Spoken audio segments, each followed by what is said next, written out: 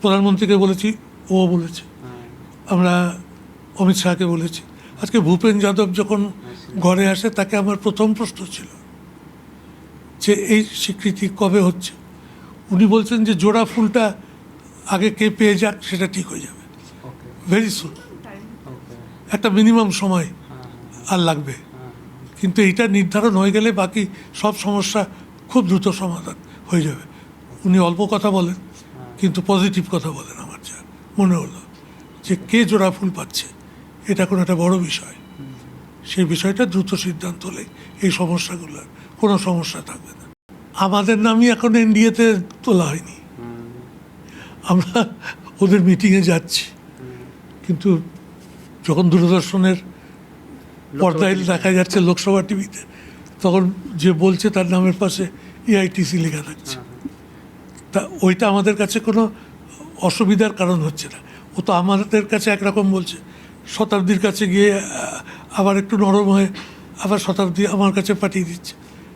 আমি আজকে শুভেন্দুর কাছে নিয়ে এলাম, সেখানে তো এমনভাবে বেরোলো মনে হলো ওরাই তিনজন বোধহয় সবচেয়ে আগে এনডিএ পক্ষে নেক্সট মঙ্গলবারে সবচেয়ে আগে না গিয়ে পৌঁছবে। অনেক দস্তাবেজ জমা দিয়েছে। একজন তো 16 দফা দিল যে তার এলাকায় কী কী করতে হবে, আর একজন প্রায় মোটামুটি অতখানি। আর শুভেন্দু ছবি তোলার সময় ইউসুফ পাঠানকে অনেক দূরে দাঁড়িয়েছিল, ওকে কাঁধের কাছে নিয়ে যে ছবি তোলালো। তাতে আমার মনে হলো তিনজনই হাসতে হাসতে বেরোলো, আমি একটু রক্ষা পেলাম। আমি মুখ্যমন্ত্রীকে এটাও বলেছি, কলকাতায় 2-1 বড় আকারের দুর্গা পুজো করো, উদ্বোধন। রাজি হয়েছে যে আমি দুর্গা পুজো করবো এবং দুর্গা পুজোকে আমি সহযোগিতা করব। তা সব মিলিয়ে ওর প্রতিটা ভাবনা চিন্তা, চাল চলন, কথাবার্তার মধ্যে আমি কোথাও একটা পজিটিভিটি দেখতে পাচ্ছি। আমার ভালো লাগছে ওর কাজকর্মের যে নজিরও রাখছে। প্রধানমন্ত্রীর সঙ্গে দীর্ঘক্ষণ ছিলাম, মানে আউট অফ ওয়ে। তখন আমি শুভেন্দুর কথা বলেছি যে আপনার মুখ্যমন্ত্রী হিসেবেও যা কাজ করছে সেটার কোনো তুলনা নেই। ও খুব চেষ্টা করছে সকলকে নিয়ে তুই, আপনারা সহযোগিতাটা করুন।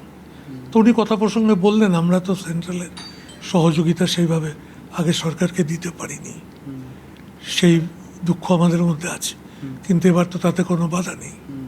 তখন আমার মনে হলো যে পশ্চিমবাংলায় উন্নয়নের কাজে যথারীতি প্রাণ ফিরে আসবে এবং ভালো কাজ হওয়া সম্ভবপর।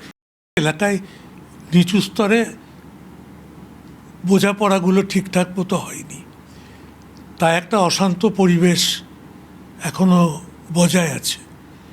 এগুলোকে মিটিয়ে ফেলার জন্য তিনি একটা পরিকল্পনা তৈরি করলেন ওই সভাস্থলে বসেই, যে তিনি ফিরে যাবেন, ফিরে গিয়ে নবান্নতে 2 কি 3টে দিন দেবেন এবং সেখানে জেলার এমএলএদের সঙ্গে এমপিদের একটা বৈঠক বসবে এবং সেখানেই বিস্তারিতভাবে আলোচনা করে এই নিচু স্তরে, তৃণমূল স্তরের কাজ করার প্রশ্নে যাতে আর কোনো অসুবিধার সৃষ্টি না হয় সে ব্যাপারে তিনি নিজে উদ্যোগ নেবেন।